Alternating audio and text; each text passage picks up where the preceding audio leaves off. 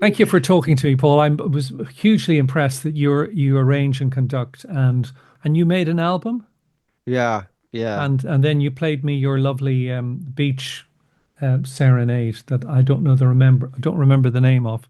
Oh, I traveled on the sea. Oh yeah, Oh that yeah, one. that's lovely, gorgeous. Yeah, Yeah, thanks very much. Yeah, yeah. yeah. Unfortunately, my album, this one's taken too long to do. I had got like, I'm sure I've said it many times on my podcast, but I got, maybe like 9 years ago, I started having hearing problems. I just randomly woke up and I was having this. So it turns out I have it, but it's a lot better now. But it's a thing called hyperacusis, where my hearing everything's really loud. So it just was for years. It was so impossible to mix because it was like things would be like all over the shop. And thankfully, the last few years it's calmed down. So I just kind of have to be careful now. So I just wear earplugs everywhere I go, just to be Superb, careful. superb. Just Yeah, to be yeah. careful. So Absolutely, yeah. absolutely. Well, I'm glad you Very. like that track. Oh, it's very gorgeous. It's always good for me when I get from people I admire. It's nice to get compliments. So I know. I loved it. Yeah, yeah. And I loved your video work as well. The whole random sort of visual of it was very beautiful. Clever you. Yeah, I have to make videos myself because I have no money, so I have to do all this, which kind of forces you into being creative, that Well, kind of way. aren't you clever? And I mean, really, you're a man. I mean, you're a man in Sligo, which isn't Nashville, and it's not the center of the world, or it's not, No. Soho or anywhere else. And isn't it wonderful that in defiance of all of that cultural nonsense, you can come up with such beautiful work, Oh well, and thank you very and much. I hope that Davy Spillane, who's not too far from you, and all these I don't know who else would be around, but I'm sure they would love to collaborate with you as well. That would be so lovely for you. Well, it'd be nice if anyone wanted to do wedding with me. Yeah, I'm quite no, not happy. at all, not at all. So I'm I'm quite just, happy. But yeah, thanks for doing this. well, It's really thank you great for to talk talking to to you, me. Goodness me. man. I was listening to "Come On Feel the Noise" there a few days ago again because you told me about the how you recorded the choir part of that. Like, amazing, man. So cool. And I tell you what, also, it's used in England as a as a track for a British Heart Foundation. Okay, Oh so it's a yeah, yeah. charity, and they have it up and under, as they say, under the dialogue, under the text, and it sounds huge. And even though it's underneath a bit of text, and then you just hear a bit, and then you hear a bit, it just sounds like there's a riot going on in the background, which is what they wanted for. Yeah. No, it sounds so big, I'm amazed. I'm impressed. Do And you, I made the stupid thing do 50 years ago. Yeah. Yeah. you- Yeah. That's 50 years ago, is it? Well, it's 1970, is it? 1971? I don't know, 1972 or something, one of those. It's definitely 50 years ago, so Yeah, over 50 years ago. something like that. Yeah. Yeah, Ridiculous. Yeah. I always think, 50 years is so far away, and then I forget I'm 40. I'm like, oh shit, it's not that fast. Yes, 10 years before you were born. Yeah. Yeah, I keep trying to refine myself. It's weird because when I was a kid, old music to me was like the Beatles, and now old music to people is like Nirvana, which is so strange that Yeah. I'm Yeah. like, Yeah. Yeah. it catches up and you don't realize it, you know. I know. I know. I know. So it's an odd one, you know. But And also, I have a friend from Donegal who lives in London, and he was trying to impress a waitress by saying, "Alan O'Duffy, this bloke worked with Paul McCartney," and she goes, "Who?" wow, Well, the thing is, a 17-year-old wouldn't have a clue who Paul McCartney is unless their parents were into the Beatles or something. Wouldn't would yeah. you know? I mean, I knew at 17, but I was just kind of just a different generation, really. So I'm how did you get started in music production? My dad comes from Derry, and the quote was, "You never saw Duffy without a ball attached to his foot." Okay, thanks very much. And he worked for the Great Northern Railway, but he was a delighted chap. They loved having him because if there was ever a meeting and they wanted somebody to sing a song, they got my dad to sing a song. Fine. Okay. So in 1939, when he was 20, he got to sing in the Golden Voice of Ireland competition in the Savoy in Dublin.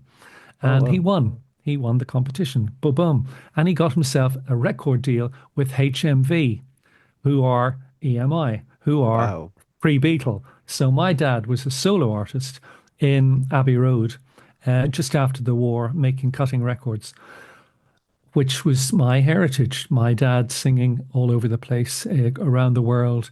And I grew up in his shadow, in my dad's image. And so I was told by the headmaster of the school that I'd be better off in industry, and I'm 16. So I was thrown out of school as a 16-year-old. Now I have a Oh. summer 17 birthday in August. Thanks very much. So it wheels around to September, and I'm at home. The rest of the family are gone to school, and my mum's working and my dad's out somewhere working, and I'm at home. And what do you do? There was no sort of careers advice or any of this sort of stuff for me. Mm. Anyway, there wasn't. So my dad said to me, "Why don't you write a letter to Pi Studios?" Because my dad had made an album in Pi Studios the year before. And so I did, and I wrote to a fellow called Bob Auger. And hi, Bob. I'm very interested. I like music and all this, whatever the letter was. And I got an interview, and there was one job and six people for the interview, and I got the job. Ba-dum. So I was a 17-year-old in October 1965, walking into Pi Studios, which is in one end of Oxford Street in London. And Thursday night on that same week, I was asked to do overtime. Now, I wanted to go swimming, but the Bob Auger said to me, "Oh no, we need you to work." And the person with whom we were working that evening was Marlene Dietrich, which Wow. impressed me. But I didn't know who she was really. But how do you do? Yeah. Nice to meet you. I'll press the button. So I was the one pressing the button on the playback, and she was singing along to a playback or something, and I was playing back the thing. So the following week, I worked with a band who I had heard of, and they arrived in a Bedford van, which wasn't a very good van, with sandwiches made by their mum. And the lead and the lead singer in that band was Stevie Winwood. Wow. And they had already had Keep On Running as a hit, and Respect, And Stevie Winwood was my age exactly. And he asked me permission to use the piano. Now, I'm only the tape op, I'm the lowest common denominator in the studio. I'm the assistant, Mm. sweep the floor type of person. Mm. But Stevie Winwood asked if it would be all right if he played the grand piano, because the grand piano was covered up because it was for use by the professional musicians, not by the groups, which is so silly. So Mm. Stevie Winwood was playing this wonderful piano, and we cut the first Spencer Davis album in that time, in those various sessions, and we made a hit record called "When I Was a Little Boy of 17." I had a girl. She was somebody help me, yeah, do do do. Oh yeah, I know Somebody that. help me now, which went to number one. This is October, but it went to number one in the following January, so January 1966. I was the bloke pressing the button on a record that went to number one, which is hilarious. Wow. But the week after, another band showed up, and they were from Muswell Hill, and they were famous for da da da da da. Oh, the Kings. Correct. So I'm now working with another pop band, and I was the tape operator on loads and loads of beautiful records that they made, including Waterloo Sunset and Dedicated Wow. Follower in Fashion and Wow. Autumn Almanac and what else? Death of a Clown. Some beautiful, beautiful records, and particularly Waterloo Sunset. And I sang backing vocals on Dead End Street, Oh, class. which was so nice. Why not? And so that Wow. that began my career really in the world of music. And so a bloke from Clontarf, Dublin, gets himself working on number one hit records in England, at the age of 17. And by the age of 18, I was a tape operator for the Rolling Stones. There That's you are. mad. Things you do. And That's by the age I mad. was 19, I had a number one hit record, which was "If Paradise is Half as Nice as Heaven That You Take Me To, Who Needs Paradise? I'd rather have you." So that's Andy Fairweather Low, Amen Corner. And that was another story. But how lovely. That Wow. was the sort of the beginning of my career. I must have had a clue. I must have had an idea. I I loved what I was doing, and I was Yeah. passionately interested in having fun. Now, I didn't engineer the Kinks or the Spencer Davis Group. I was simply the tape operator, as they called them those days. We don't have tape operators now because we have remote control.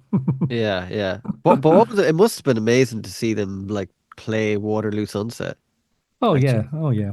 what a song. Yeah, exactly. But and see how it worked because it was almost a thing of well, the band arrive at they're booked in to start at 10, so the roadies would arrive at 9:30, set up the kit. I'd help put the microphones out and all that stuff. And 10 o'clock they'd come in and the first song, what songs are you doing today, lads? Shel Tamley would ask, and who was the producer. And Yeah. it was really a question of, right, well, we've got 3 hours. What song going to? All right, well, what about, we'll try Waterloo Sunset. Okay, got this idea for a song. And so they'd sort of learn it there, or they'd have some fairly good idea of how to do it. And but Ray Davis was the master stroke, the master expert on that. And he wrote, those were very, very beautiful songs. And they become part of English cultural treasure and Mm. went around the world those Yeah. particular tracks, as did the Stevie Winwood, Spencer Davis. Yeah. I Yeah. was privileged and in the right place. Yeah. But what that must be such an experience though to see Yeah. like just this it must have been so exciting, you're just seeing these guys. Like were you a fan of the Kinks and Spencer Davis five Well, and all that? yeah, I was. I was so arrogant because my dad was a brilliant singer. I was Mr. Arrogant, so I used Okay. to compare everybody who sang to my dad. Well, Right. my dad's a very good singer, yeah, yeah, and he's a great voice. Okay, so along comes Ray Davis, and I went, well, Ray Davis is actually a very good singer, but do I rate his voice as high as my dad?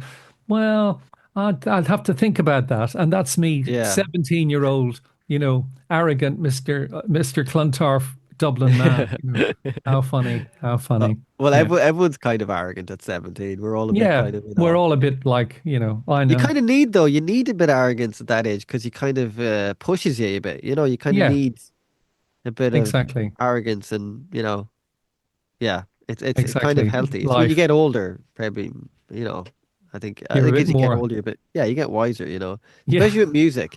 Because if you're talented at music, it's okay to kind of go, okay, I'm talented, but there's always so much to learn. It's Yeah. never it's never ending. There's so much styles of music. You could be a great rock guitarist, but then there's so many good jazz guitarists or classical guitarists or Oh, you know, absolutely. there's just so much kind of things out there. So to be kind of arrogant at one thing, there's just so much. That's what's great about music. There's just so much stuff. You're constantly learning, I think, which is a great way to be, I Aren't you think. just, yeah.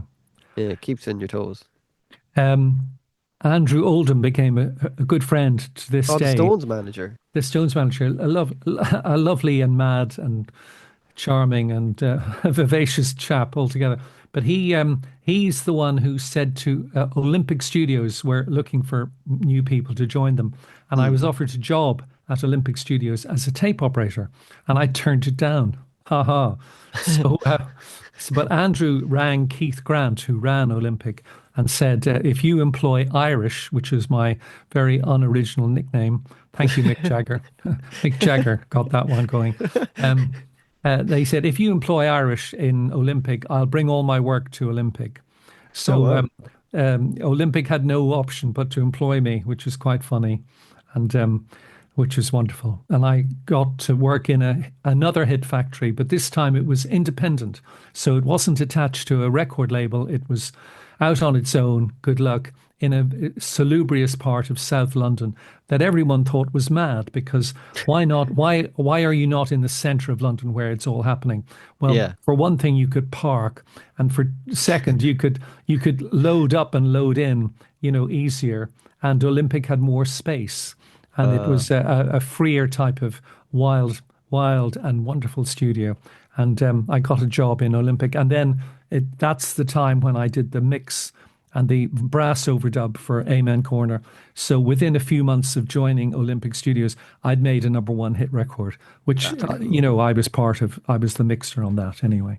How Wow. extraordinary. What And was by the the time, feeling like when you it got the was, number one well, it was listening? just curiously enough, it was perfunctory. It's like, oh, right, I made that. Yeah, that's quite good. That's a good record, isn't it? It made me no money, but I was proud to say, oh, I made that. Yeah, yeah, fine. What are you doing tomorrow? Oh, I'm going swimming. All right, fine. There was no, it wasn't, it wasn't a life-changing moment. It was just something that it proved that I could mix, for example. But Yeah. then, so I think I was 20 or 19 or 20, and I was asked by Jimmy Miller, who became a friend of mine, the producer, wonderful man. He asked me to work on Blind Faith, which Andy Johns had started, and I was asked to come in and work on the rest of it, Hmm. and I did. And so that's Eric Clapton, Stevie Winwood, Rick Gretsch, and Ginger Baker. What a lineup! My Jesus. goodness me! And Wow.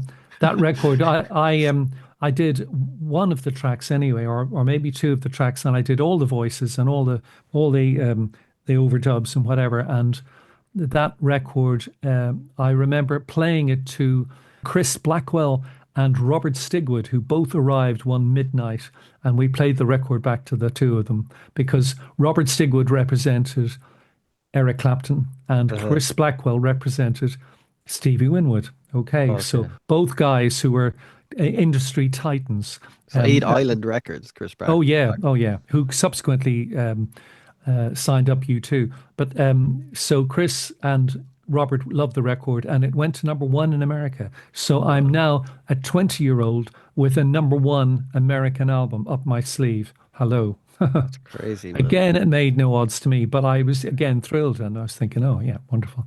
And it sort of validated that I could work, and I had some sort of musical sense of what was going on.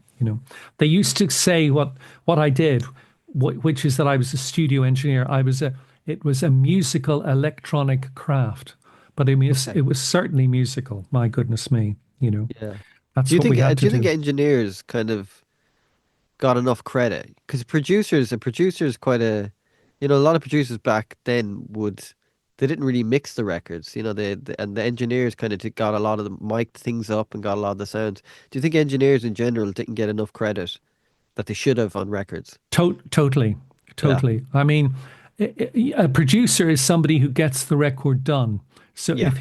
if he comes in the studio and goes, "Good morning, Alan," whatever, we're making this record with whoever, Duncan Brown. Okay, off you go. I'll be back later. Okay, so it's now you and Duncan Brown together. Yeah. Let and Duncan, what are we doing? Oh yeah, it's guitaring. Okay, so I'm in the control room getting the sound. Duncan's outside playing away, and he comes in and he goes, "Oh, that's lovely. Yeah, okay." And then I'm making suggestions and he's making suggestions, and then at lunchtime the producer comes in, and he goes, "Oh yeah, that's fine. It's lovely." So I mean, what you know, And they get all the credit. and they get all the credit and the percentages and so on. But necessarily, also I made an album with Humble Pie called Smoking, and I made three albums with them actually. What a fantastic band! But the band are in in the studio, and I'm in the control room, and I'm going, "Can I hear a bit more bass, please? Can you put more treble on the bass, please, Greg? Or Yeah. whatever it is, you Yeah. know." Or I just need to change the drum sound. So necessarily it's a total collaborative effort between me and the band, Yeah. and that's the way it sort of was. So that the engineer was the bloke and I knew the room better than any visiting clever person. Yeah. Now, Yeah. yeah, I would say a difference was with some producers like Chaz Chandler and Jimmy Miller. Jimmy Miller would be interested in the minutiae of what we were doing and what things sounded like and how it worked. Mm. He'd be all over it.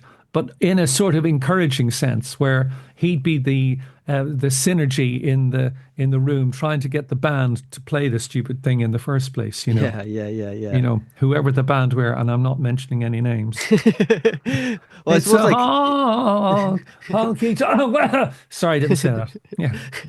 well, like Spector actually did produce records in a Oh yeah. his yeah, or Brian Oh. Wilson, like they're guys that really, Completely. Yeah. when you listen to those, I know Brian had like Chuck Britz, and I think Spector probably had Chuck Britz too, engineering. But like Brian Steve and Desper was another guy, yeah, wasn't Steve Desper, yeah, yeah. he? Yeah. But Brian was really in charge of those kind of 1964 onwards to about 67, Oh, 68. And completely, completely. And hats off to Brian. I know, And man, very inspiring. Very, oh very man, I inspiring love man. the Beach Boys. I don't think people realize how, because they hear the Beach Boys and they go, oh, it's lovely, kind of, but it's really complex. Like, it's very, Oh when yeah. you Oh take yeah. those songs apart, Oh like yeah. Surf's Up and stuff like that, Oh, lots of modulations and, extraordinary. Oh, flash absolutely. chords everywhere. It's great Yeah. though. Yeah. That time was such a, that 60, I think 65. I said this Phil Brown the other day, or not the other day, a few weeks ago. I said 65 to 75 is like the greatest time in Absolutely. pop, rock, whatever, Absolutely. that era, Absolutely. you know, it, Completely agree, it really. was Yeah. like at the, just everything kind of seemed possible, like, it was just amazing. But like, it must have been great, you just growing up in that era and producing records and being in the studio. Oh man. Yeah. And it was pre-digital and it was Yeah. pre-click track and it was really pre-synthesizer, pretty much. The most Yes, innovative thing yes. that came along was the Fender Rhodes piano. And that And the was, Mellotron. and the Mellotron indeed, yeah. But the Fender Rhodes piano was stereo. I mean, come on. Hello. Hello. We've got two different, speed of modulation, left, right, whatever, it's real Yeah. stereo. That was really a big deal. Do you Yeah, know I yeah. heard Roberta Flack, God bless her, she made her album in 10 hours. She My had God. or was it 12 hours? But she made the whole entire album in 12. She just lined up with some extraordinary musicians. I wish I knew more about them. I bought the Wow. album even. I've got it up there. Um, but it was just the engineer just there's another brief for engineers which is called record this spectacularly well now.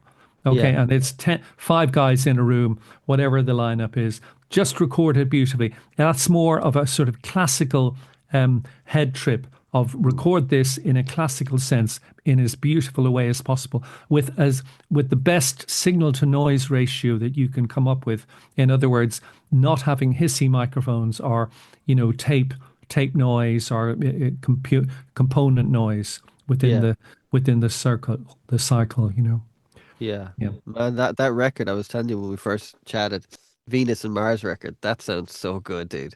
It's so good. Like I Yeah. must have listened to that song Magneto and Titanium Man like 100 times. It sounds so good. Like the low end on that record is great. How long did it take you to like mix that? A week, 2 weeks. Really? Yeah, Really? 2 weeks. Yeah. I tell you what, it's so first of all, Brilliant. what a big time, huge pleasure to work with Paul McCartney and Linda. Yeah. Wonderful. What a pleasure. Come on, excuse me. Lovely people, the two of them, and the rest of the band were wonderful, but just cool people who would be, if you were there, Paul, and you were coming in to play piano or something, they'd go, "Oh, Paul, right, do you take sugar in your tea?"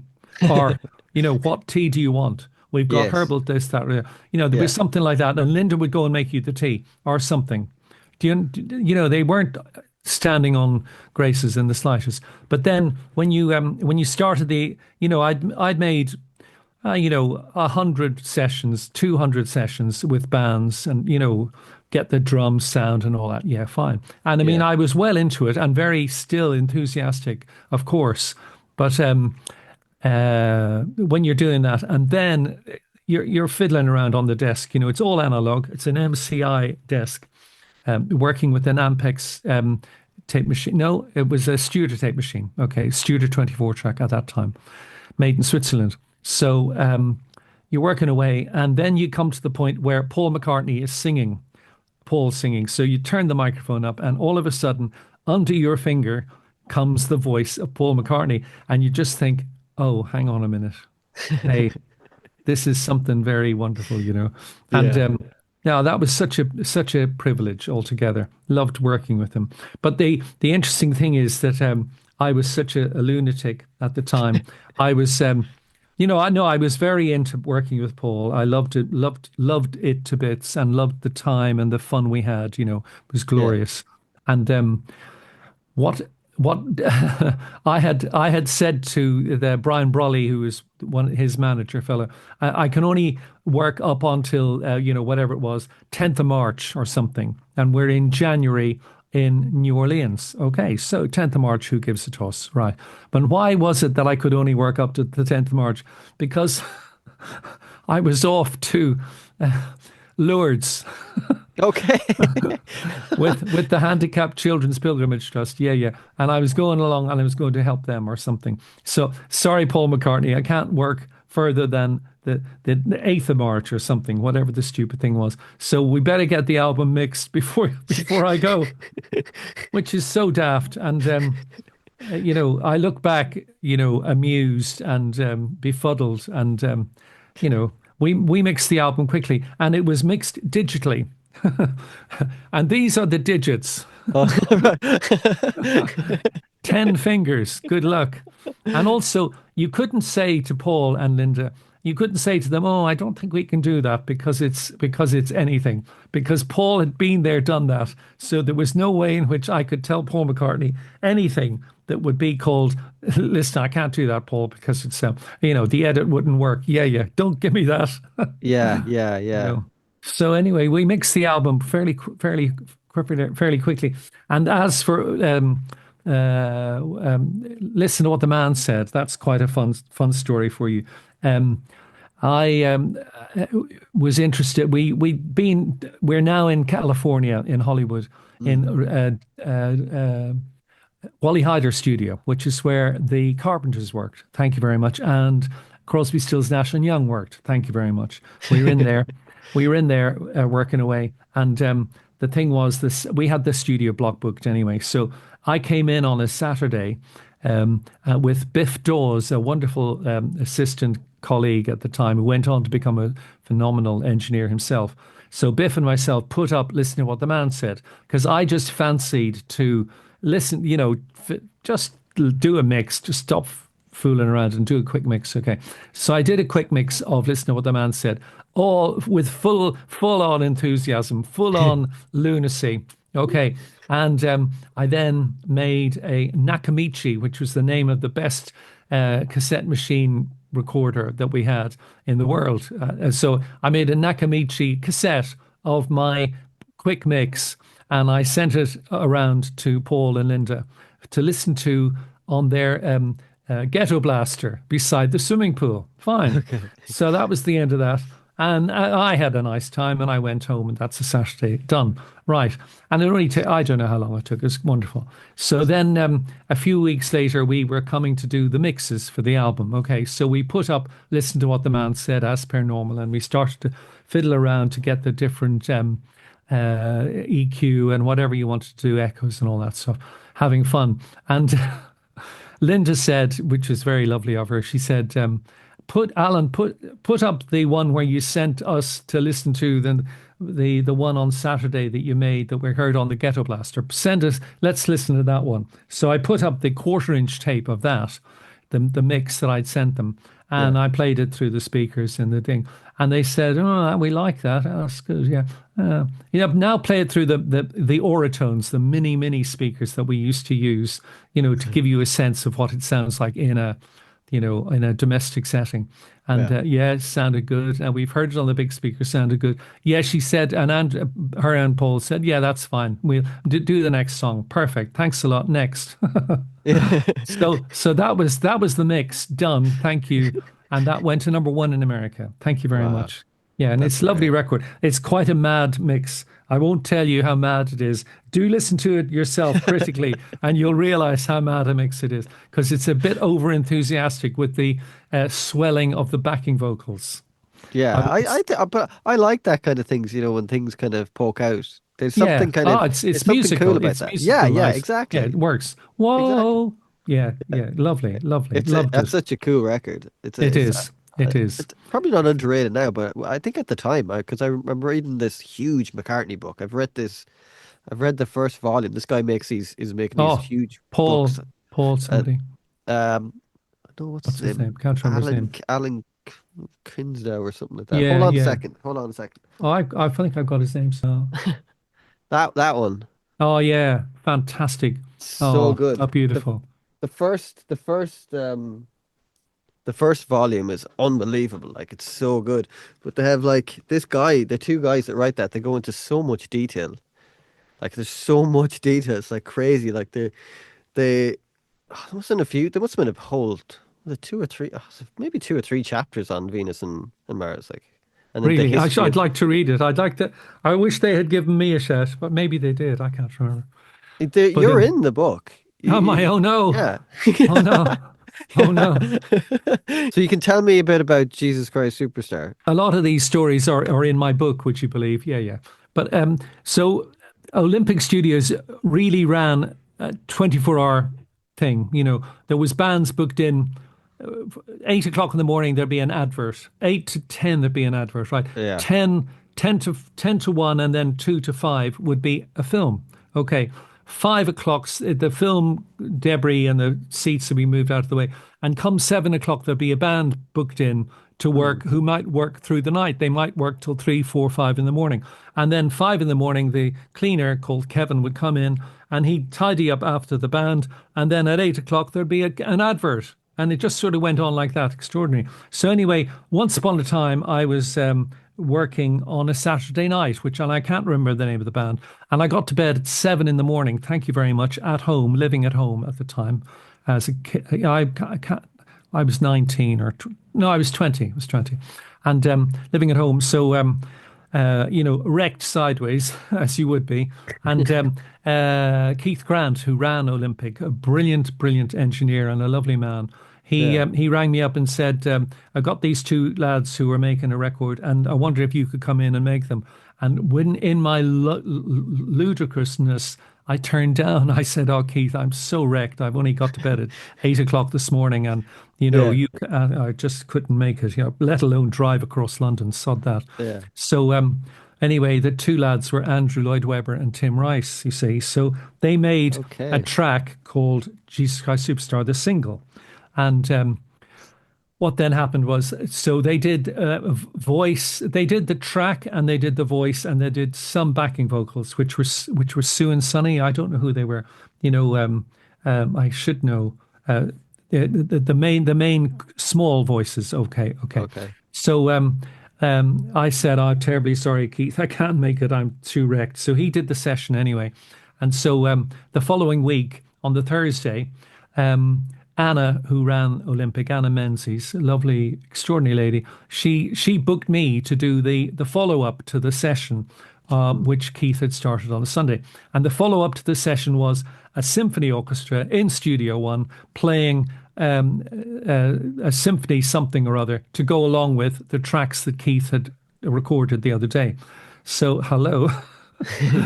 I'm 20 and or whatever age I was, 20, and I've got a 60-piece symphony orchestra in front of me. Good luck. Wow. Good luck. I want to Wow. hear every nuance of every instrument and every harmony, and I want to hear the cello and the baritone saxophone and the all the percussion and excuse me, good luck. Okay. Anyway, and you've got 3 minutes to do the mix before we start recording.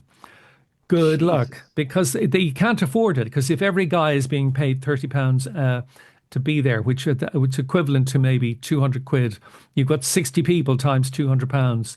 And you don't want to waste time going, "Oh, I'm not sure about that microphone." Forget it. You're in trouble. Yeah. Okay. So Yeah. anyway, For I did sure. it, and that was ba ba ba ba ba ba ba ba ba ba ba ba ba ba ba, the orchestra for the JC Superstar, and then I Okay. did the mix for that track. And thank you very much. Hello, Andrew and Tim. This is Alan O'Scruffy. Done the mix. Goodbye. Okay. And it floundered and it did well, and audience reaction, and negative and positive, because it was considered sacrilegious and all that stuff.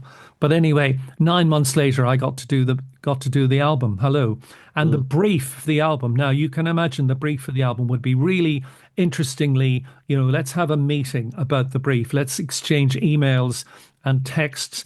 And let's write it all out so O Duffy knows exactly what we're doing, you see. So the brief for the album was, are you ready? Hello, my name's Andrew. All right. Hello, my name's Tim. Oh, yeah, I remember we did that session last year, 9 months ago. Yeah. That was good fun, wasn't it? Yeah. Okay, what are we doing now? Or are we doing the album? Okay, fine. Right. Okay. Well, what what is it? Oh, it's drums, bass, guitar, piano. All right. Okay, I can do that. So in walks Alan Spencer, Bruce Rowland, Neil Hubbard, Henry McCulloch, and Peter Robinson, all extraordinary people. And Mm. Henry McCulloch from Belfast had played guitar. He was the only Irishman on stage in Woodstock. And Bruce Rowland and Alan Spencer, an extraordinary Jaco Pastorius-like talent. And Yeah. Neil Hubbard, who went on to work with Brian Ferry and everybody and his uncle. So, and Peter Robinson said, "Oh, when I do Elton," and we thought, what does he mean by that? The piano player. And we thought, is he playing piano for Elton John? No, we didn't know anyway. Yeah, Lovely, yeah. lovely fella, lovely people. And we all thought that Andrew and Tim were just nice guys, which they obviously are, but nice guys. And then we just thought, we'll give them a hand. Is this a demo? Is this so everybody was really, really positive about let's do a nice track. So Andrew would go out and tell them, give them chord sheets and say things like, well, we need a riff. Yeah. But Henry McCulloch, hello, he knew how to, he knew about riffs and da da da da da da da da da da. Yeah, he can do that, or whatever it would be. So Henry and Neil put the riffs together, and we did it fairly fast. It was like once they knew what they wanted to play, we recorded it and played it back, and yeah, like that. Okay, next. And so we then did the next track, which was no click tracks, no auto tune, no what do you call it, instant, phased tuners for the guitars, none of that stuff. Just get on with it, all musical and done. And that's how we made the album Tracks. And Yeah. then we had all manner of different guys showed up to do the voices. And only at that point did we have a clue that what we were doing. And okay, so all of these magical tracks that we'd recorded and edited, Yeah. we edited them on multitrack on 2-inch tape. Good luck. We did all that. Only at the end of all of that, when the guys came in to do the singing, did we realize, oh, right, that's very clever, because Tim and Andrew knew exactly what they were up to, and Tim was Mr. Organized, so he knew which voice goes with which track, because Right, up to right. then it's just a load of tracks that we're just listening to, thinking, what's all this about? Okay, so but the day arrived when Ian Gillan walks in the door, and Wow. he had hair longer than yours. Okay, Good yeah, man. and he was the Deep Purple lead singer, and I mean, rock God would not be inappropriate for a bloke like him, He's a legend. But yeah, he was a legend. But I mean, he just comes in the door. Now, I had worked with Ian when he was in a band called Episode 6 years before in Pi Studios. I'd worked with him. Okay. I'd met him there. So he comes in and he goes, "Oh, hello, mate. How are you? Haven't seen you for a while."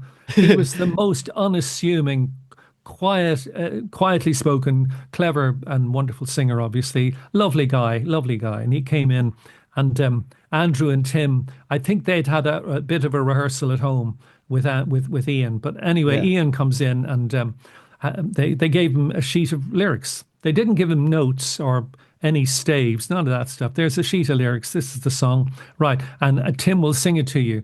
I only want to say, oh yeah, yeah. How does it go? Oh, I only want to say, yeah. If there is, I'm not even singing in tune. How awful. So anyway, um, but they just would sing it to him. Andrew would play the piano and Tim would sing away. And then Ian, a remarkably musical fellow who improvised all the time. Right. Ian got the idea, and he would sing, and I set up the headphones for this is a track called Gethsemane that in particular in my mind. So Ian sang Gethsemane once, maybe twice. Mm. And we listened back to it and we thought, yeah, that's good. And I tell you what, it's not good. It's exceptional. It's extraordinary. And that track and that album that we made became the template for every other single recording or stage or theatre or cinema version of JC Superstar that's ever been made. The reference is my Right. album that I made with Tim and Andrew in, I think, 1970, was it? I don't know, 71. Extraordinary. And Wow.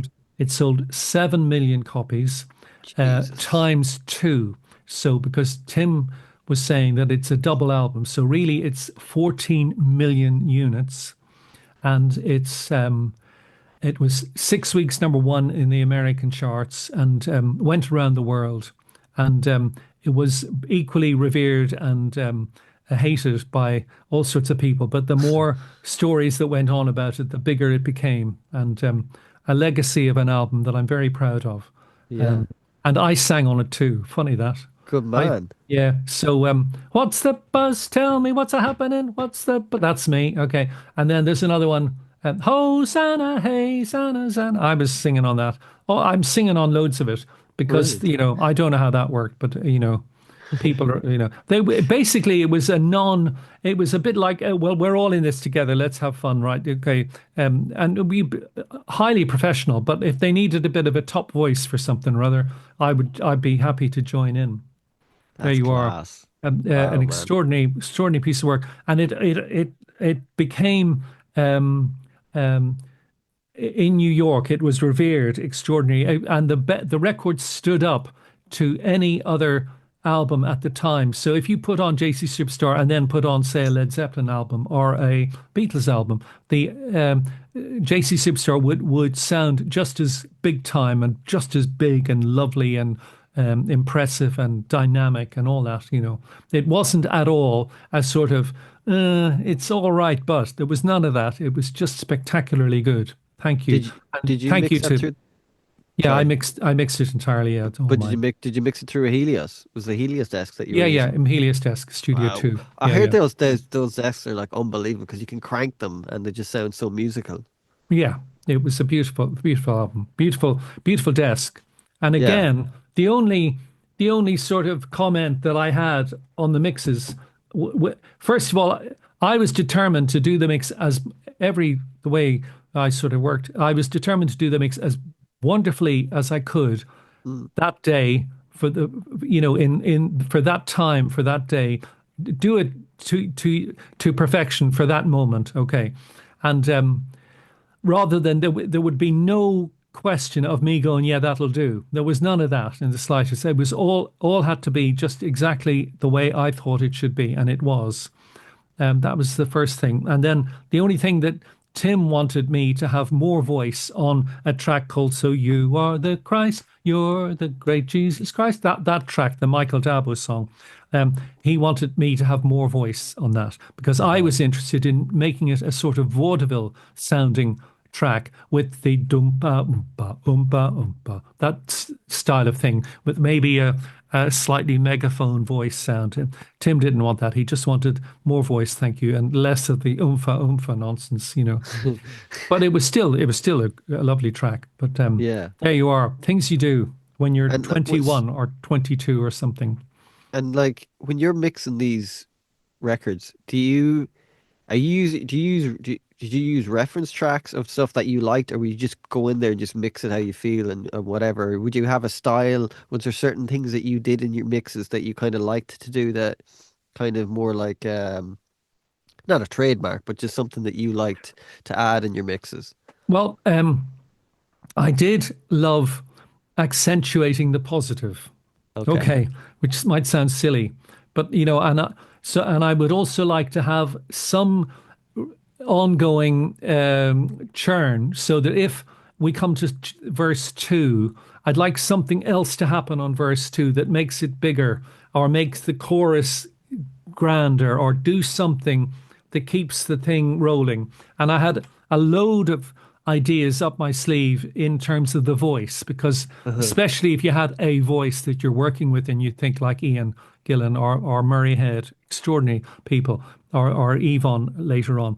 Anytime you have a voice to play with, I'd love all that. And I loved doing something quite mad, which is that um, the lower the pitch of the voice, so the intro, for example, where it's low key, a low pitched thing.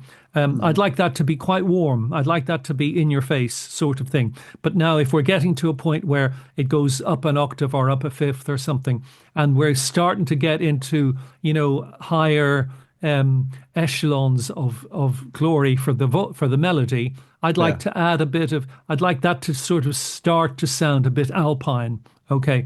And if you're Okay. going to scream, I'd like it to sound even more alpine and maybe bury it somewhat so that it gives you a sense of dynamic within the track, you know.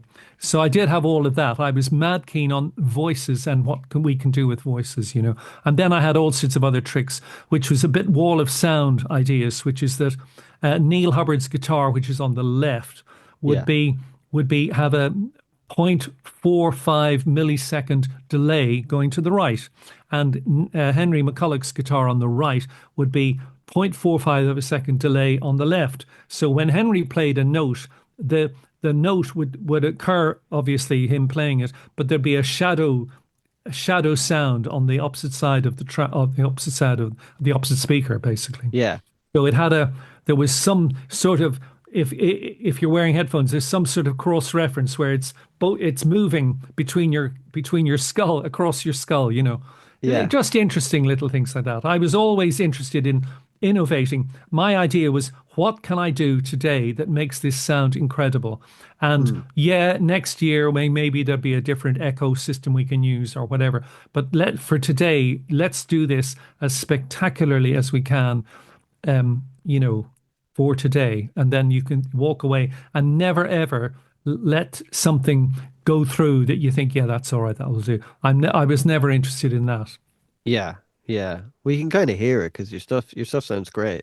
Your stuff sounds great, man. Like just Yeah, it's amazing. So like for someone like Ian Gillan, who's got a really like dynamic voice, would he be when he because nowadays you didn't have automation back then, and nowadays you've absolutely not. automation.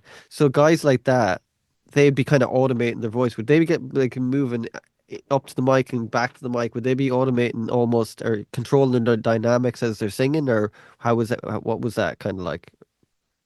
Ian was such a pro. He would almost, if you asked him, "Are you doing this thing of moving your head back and forward?" He wouldn't know what you're talking about, but he'd be doing it. You know, Ah, okay. that's the way he was. He was a musical chap. He knew that if you spoke quietly or you sang quietly, you'd move in and you get the bass, um, bass proximity effect. Thank you very Yeah, much. yeah, He yeah. knew that you would get bass proximity effect on that, and then he'd move away, and it would give him more space if he wants to scream, which he did so beautifully. What a talent! What a wonderful man!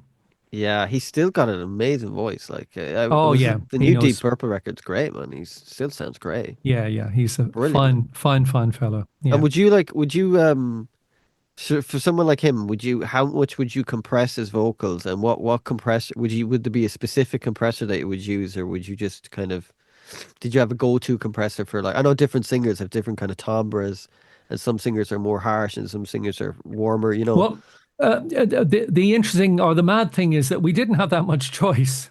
You Yeah. know, there might be one compressor in the room or two Really? limiters. Yeah, good luck. There won't be any choice of thing. You can't go, oh yeah, the timbre of thing. Yeah, yeah. In that case, we need to use one.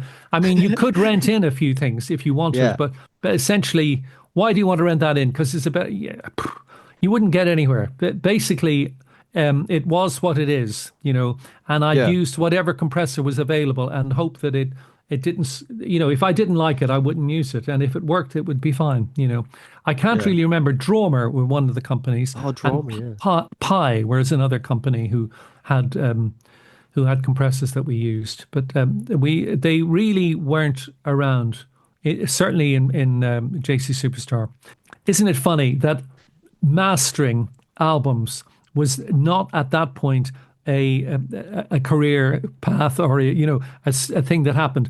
I just brought the album myself. I brought it down to a fellow called Tony Bridge, who had cut the Hendrix records, and he was an ex Abbey Road studio engineer who worked at Pi, so I knew him from then. And Tony Bridge put the tape on, and he Yeah. cut it. End of. Wow. Press the button. That's the record. Thank you. What's the next record? Press the button. That's it. Yeah. Okay. There Yeah. was no mastering concept applied to my album. That album is what it is. When you hear it, it's what it was. It's what I did in the studio. It doesn't suffer from any EQ or any other stuff. Not in particular. I mean, there was maybe Tony did something, but he cut it beautifully and Yeah. as loud as he could. But that was the end of it. There wasn't any, and they made copies and the copies were sent to America and kept and whatever else. Interesting, Uh, isn't it? So that I mastering concept didn't exist. yeah. I think people back in your day, and I think up to even maybe the 70s, 80s, they were kind of more in tune with frequencies and stuff like that because my generation, we're looking at a screen, and it's such a difference if you're looking at a screen and putting 10K of 10K, or just going to a pot and turning 10K, because your eyes when you see you doing that goes, that's too much. But when you do it on like just EQ, you're kind of listening. You're not going that I'm putting you. You're not essentially going, I'm looking at a screen, putting myself, seeing I'm putting 10 dB of 10K, and I think that's kind of changed a lot. I think a lot of mixes don't sound as good.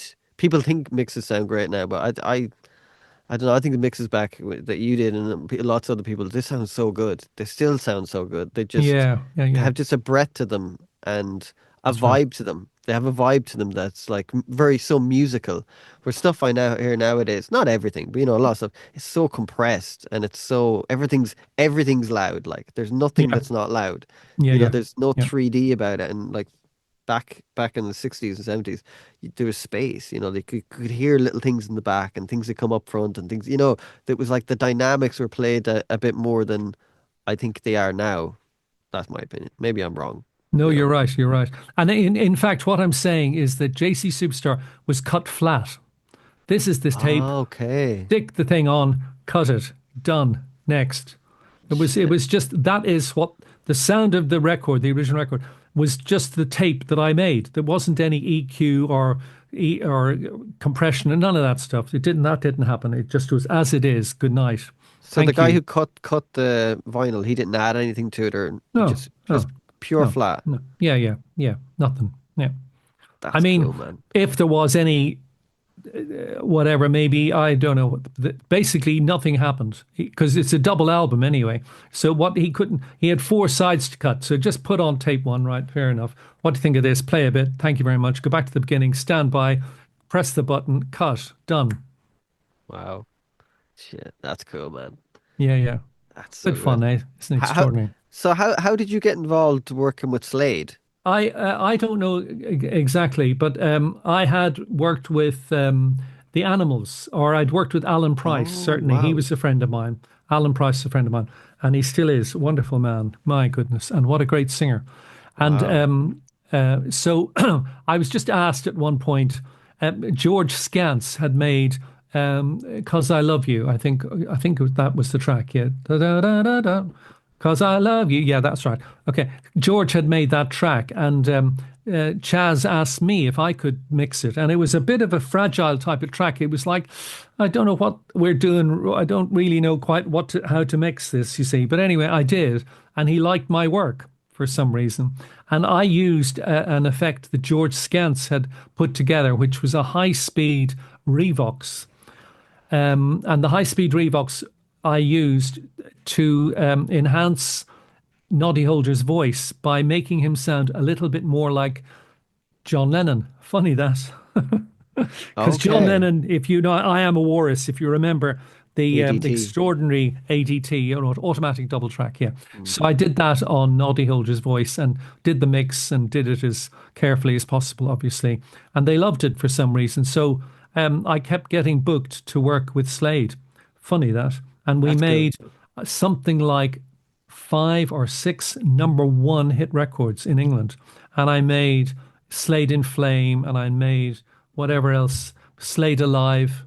I can't remember quite a few records, and Uh, every single one of them were huge hits. And the BBC years later said that Slade had sold 50 million records. Whoa. And every one Wow. of them were something to do with me. The only one I didn't mix was Happy Christmas or Merry Christmas, Everybody, because that was made in New York. But apart from that, I made every single one of their other records. And Wow. actually, Slade wrote some beautiful songs. The songs are really good, and the treatment of them was a la rock band. Yeah. But really, they were very good songs with a fantastic singer, and Noddy and Jimmy Lee, the bass player. They're the ones who wrote the songs, and then Don and Dave Hill didn't have anything to do with the writing side of it. They were just Uh-huh. in the band. Uh-huh. Strange. How do you think that is when bands? Because I think it's kind of strange sometimes when I see, especially like I love jazz music, but when you look at the liner notes of jazz music and it's like written by one guy, and then you kind of listen to the performance and you're like, well, kind of written by it's strange because there's so much other stuff they're doing. Like even Yeah, how do you feel about that? Especially in the 60s, there was a lot of that going on where like, whereas a guy would get credit for the whole song, and a lot of bands would kind of contribute a lot to the song. that's right. And how come Jeff Spilero, which is Jeff Beck, is written by Jimmy Page? Yeah, that's strange, isn't it? That's a bit strange. And I love Jeff Beck. I never got to work with him. I met him a few times, and particularly I met him on a film set years later. A lovely man, Uh-huh. lovely, lovely. I mean, it's hilarious when you're on in a studio and you're working. The only thing you're interested in is what you're working on. The Queen could walk in the door, and it's irrelevant, or the King, is irrelevant to what you're. We're making a record. Oh, nice to see you. Yeah, carry on, and you'd ignore them really. But anyway, Yeah. Jeff Beck, what a talent! Have you heard his version of Danny Boy? No, My goodness me! Oh, I must unbelievable! check that out. And I've heard Danny him do. Boy, yeah, and he did some versions of it with Brian Wilson and Brian Wilson's band. He did some live versions of I that. seen him do Surfs Up. I seen him play Surfs Up. Oh, It's that's so unbelievable. wonderful. Yeah. Oh, What completely. a song, Yeah. man. And what a Jesus. player. Yeah, Jeff Bish. amazing Oh, player. extraordinary, extraordinary. Yeah. Underrated, like so Oh, underrated. oh, yeah. You A know, lovely, lovely man. Yeah. was he really nice? Yeah. Well, he comes over as somebody who's extraordinary. The Jeff Beck live at Ronnie Scott's is an album that you really should have. Okay, I gotta check that Yeah. out. That's Put that something into- else. Yeah. Yeah. Is there records that ones that you haven't worked on that mean a lot to you? Like were there records that you just listen to a lot still, or just Pet generally? Sounds. Pet Pet Sounds. Sounds, good Yeah. man, Yeah. good man. You're a man after my own heart. And I loved Vanilla Fudge, would you believe? They Okay, were they were quite extraordinary. And I loved Gino Vanelli, okay. um, Brother to Brother was a fantastic album. And what else? I mean, I don't know. I loved lots of the Beach Boys today, all that stuff. That was really my world. I loved Robert Farnon, and I Uh-huh. loved. I loved the Righteous Brothers. Yeah, How extraordinary, and yeah. you and Matt Monroe. What a voice. Ackerbilk, and I loved Jimmy Webb. He became a friend of mine. Oh, Um, really? I loved his early solo work. What a wonderful player, and what a wonderful writer. Didn't he write Wichita Lineman? Oh, just down the rest, yeah. Yeah, it's an What amazing a song. and Jimmy Webb's was told by his dad um, is that the granddad was a Dutchman. Okay, fair enough. And so Jimmy Webb, Dutchman, all right, get that right. So years later, when Jimmy Webb was 40 or something, he Hmm. asked his dad, tell us about the Dutchman, the granddad, and he was a New Yorker, and he'd passed away, obviously. So, whereabouts in Holland was he from, or from the Netherlands? And the dad said he wasn't. What are you talking about? He was a Dutchman, and he went, "What's a Dutchman? Oh, a Dutchman is somebody who sells things, or he trades. He's a trader." Yeah. Okay, fine. So where was Granddad from? He was Irish, and Jimmy Webb goes, "Wow!" Speaking, you're saying about Jimmy Webb being Irish descent. The Beatles are basically an Irish band because you have Paul Completely. McCartney, Yeah, George Harrison. You know yeah. what I mean? Yeah, yeah. They're And when Irish. John Lennon was living in New York, and people who didn't know who the hell he was, when he was asked, he described himself as an Irishman. I'm an Really? Irishman. Yeah, yeah. Oh yeah. Oh yeah. Good man. Yeah. And also, you know, when I hear Paul McCartney, and when I hear George George Michael. George Michael's mum was Irish. Hello, and Oh, I then didn't know that. Kate Bush's mum was Irish, and but when you hear these guys singing, I it just reminds me of my dad because it was a skill. There was a sort of there is an Irishism in being able to sing. There's a sort Yeah. of as there is in Wales. There's a sort of Welsh singing thing which is more really centered on choirs. But in Ireland, there's a solo vocal idea. And Paul is an Irish tenor. And Paul also, when he was younger, could imitate Pavarotti. He could go da da da da da, and he would go into a Pavarotti voice, which because the man had sang every day since he was 11. Let's just imagine. So he'd been singing every day since 11. So in some way or other, the guy has a trained voice, a very highly trained voice. And don't we love him? How quick would he work? You know, when he's in the studio, is he would he know exactly what he wants, or would he just go with the flow? He knew exactly what he wants. Take one. What do you think of that? Next. Really? No messing. Yeah, yeah. That's brilliant. Yeah.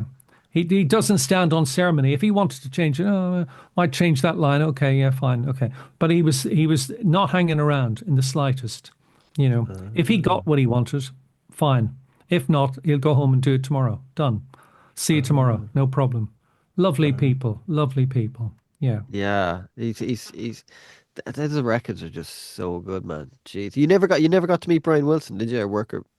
Only that he signed an autograph for me in the back of.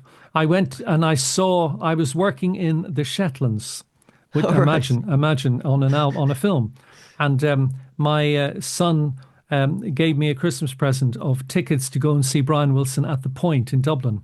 Okay, Oh, so so that's 98 probably, is it? yeah, something years later, and so I saw Thomas at the we I went straight to the Point.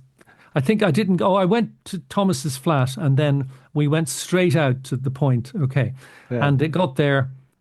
Yeah, what's the point? We got there, and Thomas said to me, "I've got the good news and the bad news." All right, okay.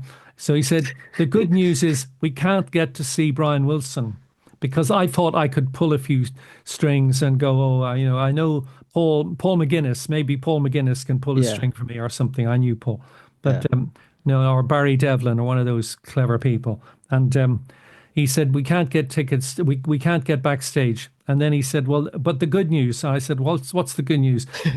Till after the show."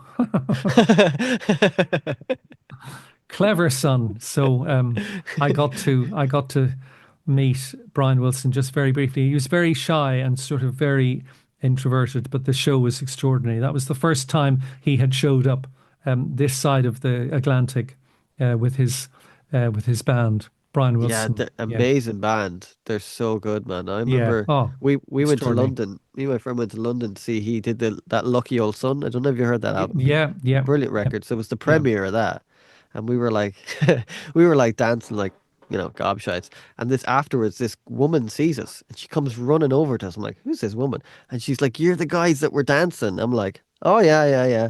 And she's like, and then I see two members of the band come walking up. I'm like, what the hell? It turns out Scott. It was his Scott who was in the Scott, band. yeah, yeah, Yeah, yeah. it On was the his left, the blonde wife. bloke. All Yeah, it right. was his wife. So she was like, "Do you want to come to the gig tomorrow?" And Oh, we're like, "Oh yeah," but we weren't. We'd nowhere to stay. We're walking around. Our whole thing was we're going to walk around London and then go home in the morning. yeah. And she's like, "Do you want to meet Brian Wilson?" I was like, no, I'm okay," because I was like, I don't want to annoy him. She was like, "What?" I was like, "No, no, no." I just like I didn't want to annoy the guy because he's like he's quiet and stuff, and I was just like, "No, it's good." But she gave her our number and was like, she's like, text me if you can come. And anyway, 7 o'clock came in the morning. Our flight was going, and I was like to my friend, should we just stay? And he's like, "No, let's go home."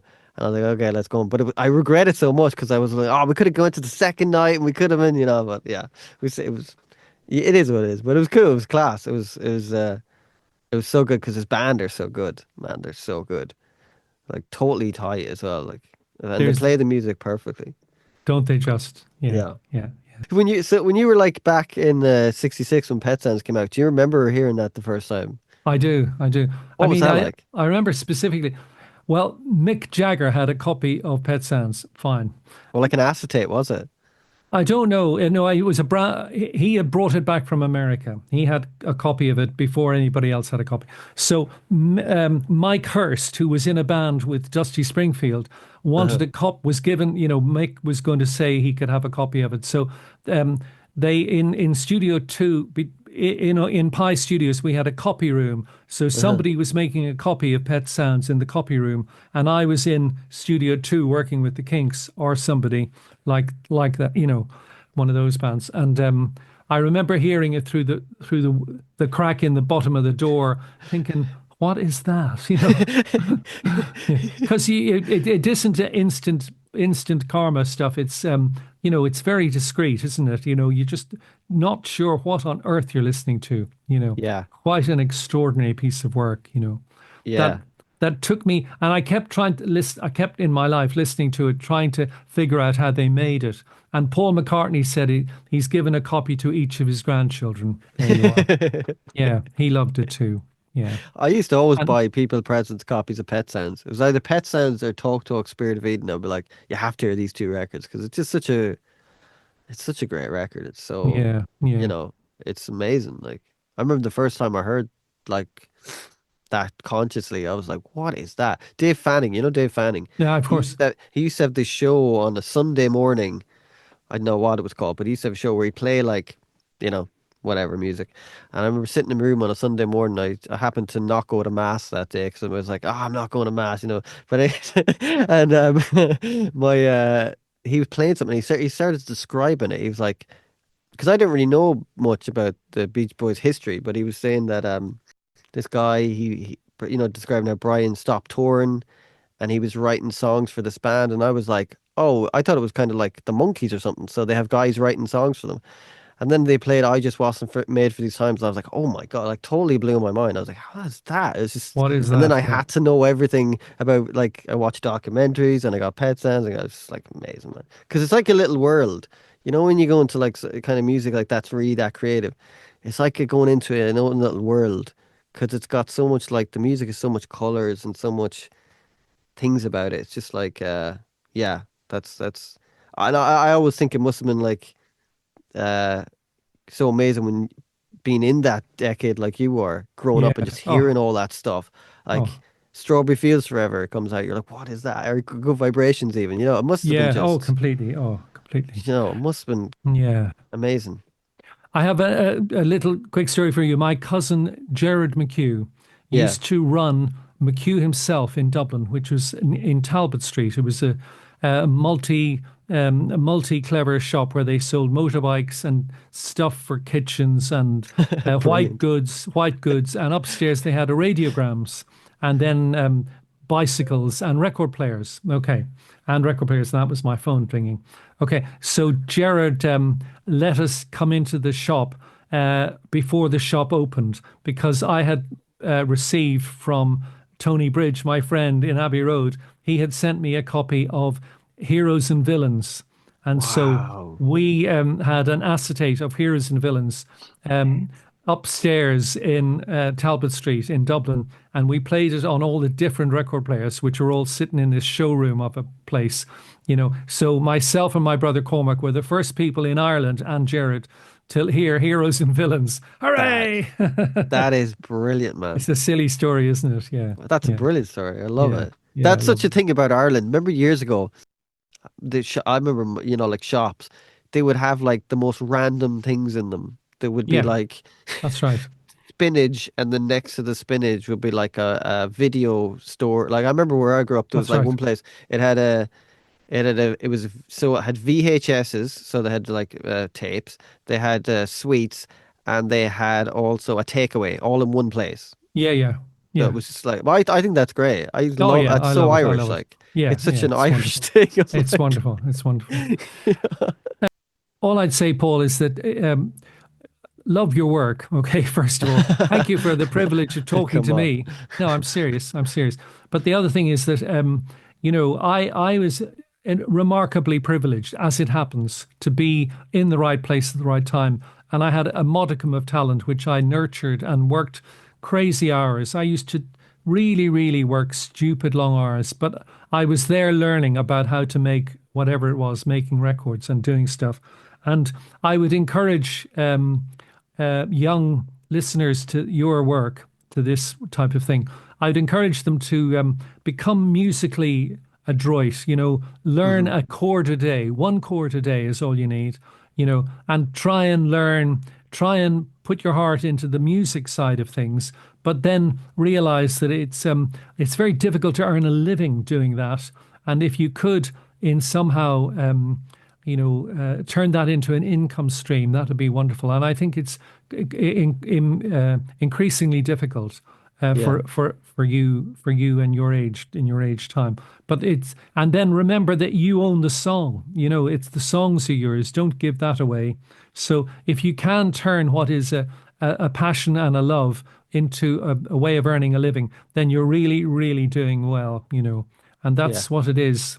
It's a tough time for us all, and particularly for the young guys. But if there was any way I could help any of them, I'd be thrilled. Yeah. There you are.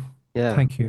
Well, that's great. That's good advice. Because it's hard out there, it's kind of, it's frustratingly hard, I do find, I Yeah, do, yeah, yeah.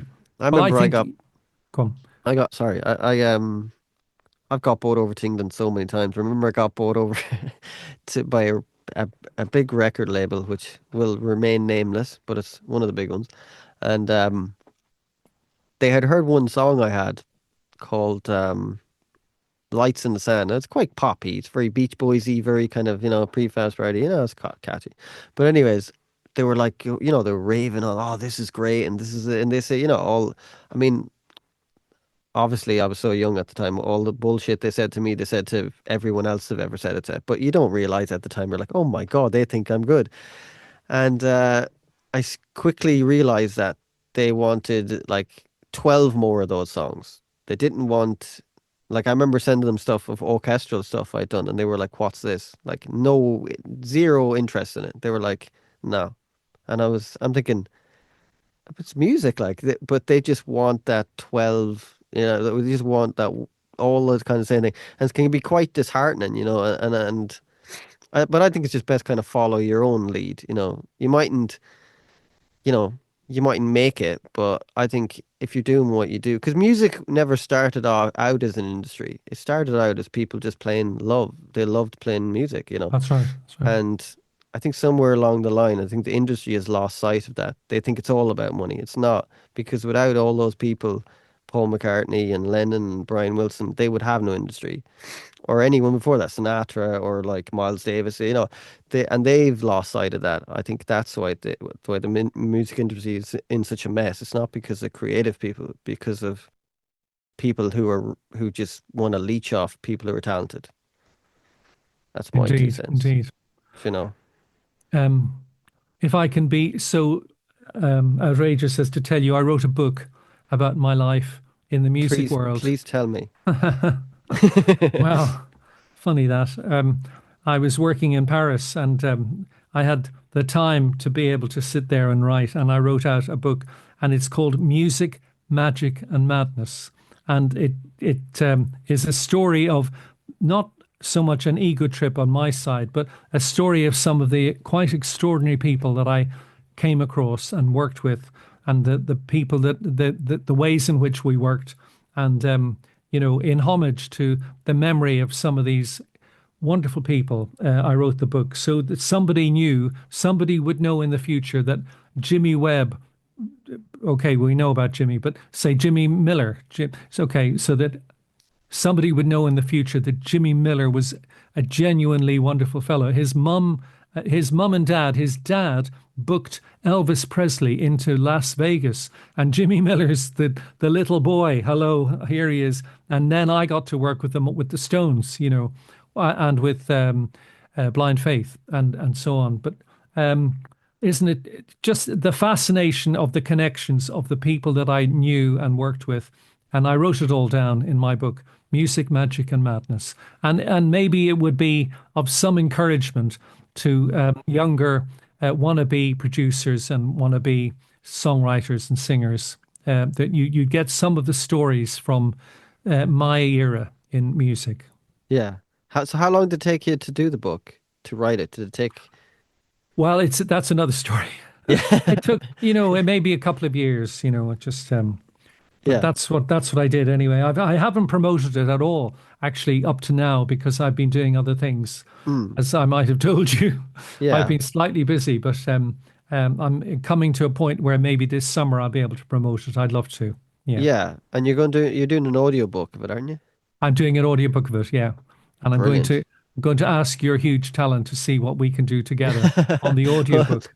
well, Yeah. geez, I Yeah. don't think I have much, but if the little Ah, I you have, have. Ah, the you little I have. have, I Absolutely. can any way I Absolutely. can help. That'd be Oh, well, any I'd way be I can help you be honored. in Well, the thank you very much, man. onward, yeah. Yeah. Thanks very much. And how long do you reckon it's going to take? Because are you going to do like a few hours a day reading, or how are you going to do the audiobook? Well, I only really started last night, or but I've got the mic and I've got the kit and everything. So I think the audiobook goes hand in hand with the Kindle version. So I have to get the Kindle version up Ah, and running. But either way, I'll do the audiobook, and I might ask your advice on how to make an audiobook. But I mean, I can read my own book. That's that's it. I can do that. I just read it, and I'm Yeah. going to have the fun of adding little bits of music and maybe some sound effects to it. One of the sounds of my youth from Clontarf, Dublin, was foghorns. You know, Oh so yeah, yeah. You I'm sent going, me that the other I'm day. going, I'm going to stick in a foghorn. Hey, you don't put a foghorn in an audiobook. Yes, you do. No, yeah, and I'm a beach boy. Yes, seagulls. Thank you very much. And I have a few seagulls. What else? And then I walked into Pi Studios. Hello, can we have urban, city transport? Thank you. Click. That's Yeah, cool. So you're going to it's kind of like a narrative to the story with the yeah, audiobook. just Yeah, it's a good a idea. little bit of sounds, I think just to that's a make good it idea. slightly less boring. Yeah, because when I first started listening to audiobooks, they would just be purely audiobooks. And now I've noticed some newer audiobooks, they're actually starting to kind of add more of a narrative into stuff like that, which is kind of Yeah, cool. I think it's yeah, kind of interesting because people are starting to listen to audiobooks a lot more now with yeah. Spotify and all that kind of stuff. That's right. You That's right. know, you can get it, you can upload that to Spotify and everything when you get it done Yeah. and Oh, put it through absolutely, different places, which would be kind absolutely, of good, like absolutely. Amazon, and I'll be picking your brain. you can pick my brain as much as you want, man. It's all Yeah, yeah, good. yeah, yeah, yeah, yeah. Oh, brilliant. And look, It's all good. look, I told you that to change the subject. I told you a few connections I want to make for you Oh, that'd be amazing. in Dublin. In Dublin, yeah. Why not? That'd be amazing, man. See where you can Like, go. I appreciate that because it's Not at like all. Not at all. any any help I can get. It's man, it's hard out there. It's just Yeah, hard. It can be a bit yeah, kind of sometimes like I do feel a bit just a bit deflated, sometimes because I'm like, oh, yeah. why am I doing this? Like I go, why am I doing this? I don't know. I sometimes don't know why I make music. I don't. I kind of have to do it. I feel like I don't know. It's Well, it's a stupid, but question of it's a question of paying your rent, or yeah, paying yeah. for the roof over your head. Yeah, well, That's important. it doesn't do that. So I kind of go, why am I? Yeah, I kind of up to a point where I'm kind of obsessed with doing it, and which is not healthy. But I don't know anything else, if you know what I mean. I've just done yeah, it for so long. I've kind yeah, of got yeah, into a yeah. rhythm of I'll sit down and write every day, or just do this every day. It's Aren't you kind of great? Aren't you wonderful? Yeah. well, it's just And I don't listen, know. if I'm anywhere near you in the West, buying you dinner or lunch or Yeah, we breakfast or stop. It's on me. please, It's love on it, me. love it. Where you living now? And just north of London, Oh, north you're of still in London. London. Oh, Yeah, okay, yeah, okay, yeah, okay, yeah. okay. When's the last time you were back in Ireland? Well, funny enough, last August. Yeah. Oh, So right. we come over a lot, and I'll be over more often once the little story going on at the moment is behind me. I'll be back Yeah. in Ireland as much as possible. There came a time in my career that I had a family, which is wonderful, and we needed to keep the roof above our head, you know. And the music world was changing, and it now had become a digital platform, which is not my particular immediate skill set. Hmm. So I was getting less work, and I was a little bit irrelevant post punk. You know, I'd been a guy who'd worked with the Kinks and know who gives a toss. So I had the pleasure of going to a studio party, funnily enough, at Pi. And one of the chaps, one of my friends from Pi, was Alan Florence. And Alan said, "How are you doing, Alan?" So it was that I just said, "Well, it's a bit quiet on the, it's a bit quiet where I'm working, you know, in the world of earning a living." And he said, "Well, a guy called Mark Fluin, John Fluin at ITN would need some sound guys." So I went from being a man who would record a symphony orchestra or a massed choir or massed brass bands or the Rolling Stones. I went from that to having one microphone on the end of a stick recording Margaret Thatcher walking around an exhibition. So, but I got the dialogue and I knew what I was doing. So I changed horses in the middle when I was 39, when I was 40. I changed horses and went into being a sound mixer in television. And I then went on to work in films. And in 2023, I worked on a film called An Irish Goodbye, and it got a BAFTA, and Oh wow. and it got an Oscar, would you believe? So, Wow. but and curiously, the title music was my dad, which is so fun. That's So, brilliant. yeah, so I did change horses because it was a question of earning a living. Thank you very Yeah. much, you know. Yeah. And you know, for listeners who are maybe mad keen on what they can do, there is a world out there. I think one of the most interesting things is post-production sound on feature films is an Yeah. extraordinary thing to do. Yeah. And then another thing to do is to do theater sound in theaters, particularly musicals. That's another world again, and it's 5.1, 7.1 in a theater Right. with big choirs and whatever else goes on. That's a very arduous and very tough gig, but I mean it's fascinating and plays lots of money. Then there's all the corporate world, and then really microphones and film cameras have got so small nowadays that if you are interested in the music world, really you should be equally interested in the world of photography and in making films yourself, because Yeah. that's all part of the same story, you know. So really look tangentially at what you can do. Where can you take your talent, you know, in a way that's compatible with your initial musical desire or musical passion. Yeah. Thank Yeah. you. Yeah. That's great advice. It'd be. I'd love to get into kind of like you were saying, like film me kind of stuff. It's a hard world to get into. It's just difficult because there's so much talented people in it, you know. So it's kind of like, geez, so it's like, yeah, it's just hard. It's hard, but you kind of keep on trucking. I say. So did you work on like I thought read that you worked on like TV series like Grantchester and stuff like that. Did you work I on worked those on kind? the biggest one that I worked on really was Ballycus Angel. Oh wow, that's The old school. 36th episode of Ballycus Angel. Imagine that. That So was extraordinary. what were you doing on that? Mixing or I just? was the sound. I was the sound acquisition sound out in the out in Avoca.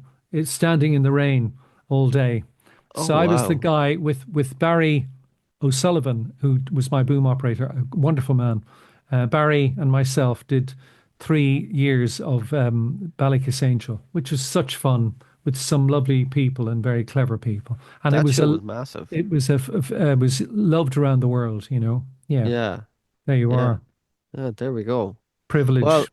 well, man, thank you so much, Paul, Alan, for your thank you. time. What a pleasure to talk to you, Paul. Yeah, you Yeah. too. It's been And great to chat to you. every onward success with your whole gamut of love things you do, you know. Well, And I thanks hope to very be much. part of the plus on that. Oh, well, Help you along. I really Yeah, appreciate that. not at all. Not at all. Thank you very much. You know, it's been great to finally we got to We keep got chatting. yeah, But it's been cool. It's good. You know, I love chatting about music. I just love. I could speak all day to someone about music. yeah. Oh, oh, You know, yeah, yeah, because it's yeah. fun. It's just Yeah, fun yeah, because there's yeah. so much. Yeah, yeah. But thanks very There much you are. for doing Paul, a this. pleasure. A All right, pleasure. brother. Thanks very much. Okay. We'll chat to What you a soon. pleasure. Thank you. Take Thank you. care. Bye bye. Brilliant. Bye bye. Bye bye.